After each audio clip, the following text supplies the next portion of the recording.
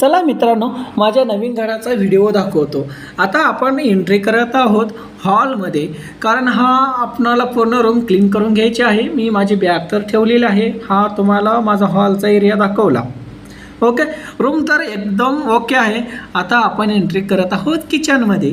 किचनमध्ये जाऊया, कारण इथे साईडला कोणीतरी बेसिनमध्ये काहीतरी दुरुस्त करत आहे। तिथून पाणी थोडंसं लिकेज होतं, ते दुरुस्त करत आहेत। हा आहे किचनचा एरिया।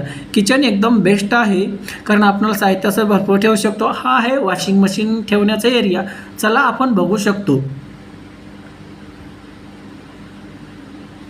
आता चला क्लिनिंग केल्यानंतरचा व्हिडिओ दाखवतो। हा आहे आपला हॉल। क्लिनिंग केल्यानंतर एकदम असं हे आहे आपलं बाल्कनी।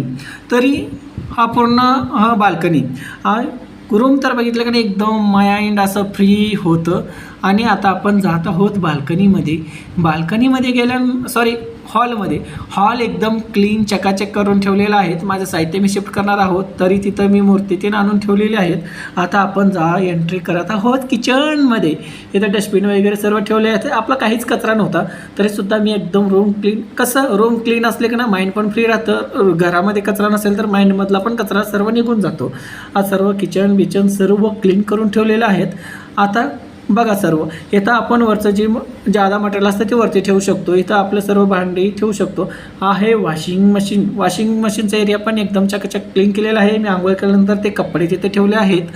आता आपण नंतर ना जेव्हा वॉशिंग मशीन येते तेव्हा एकदम क्लीन करून घ्यायचं। इथं वॉशरूम तीन सर्व आहे।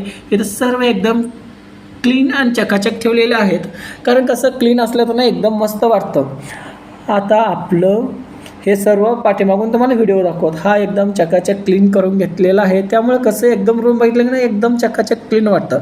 आता आपण मटेरियल्स आहेत ते सगळं शिफ्ट केल्यानंतरचा व्हिडिओ चला पहा। हा माझा आहे शूज, कारण काही शूज मी क्लीन करून बाहेर ठेवले ते तो पण तुम्हाला दाखवतो।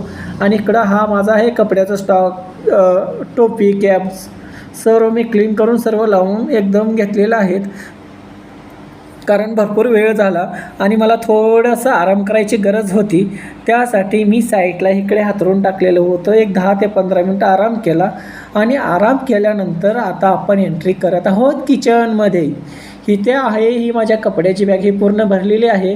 हे आहे आपलं कांदे वांगे बटाट्याचा रॅक। आणि इकडे आता आपण एंट्री करत आहोत किचनमध्ये। इकडं हे पूर्ण तुमच्या त्यांनी बॉक्स माझे कपड्याने आणि काय साहित्याने भरलेले आहेत। हे आहेत भांडी, काय छोटी मोठी लागतात ते आणून ठेवलेले आहेत। आणि इथे आहेत साईबाबाची आणि महादेवाची मूर्ती। आणि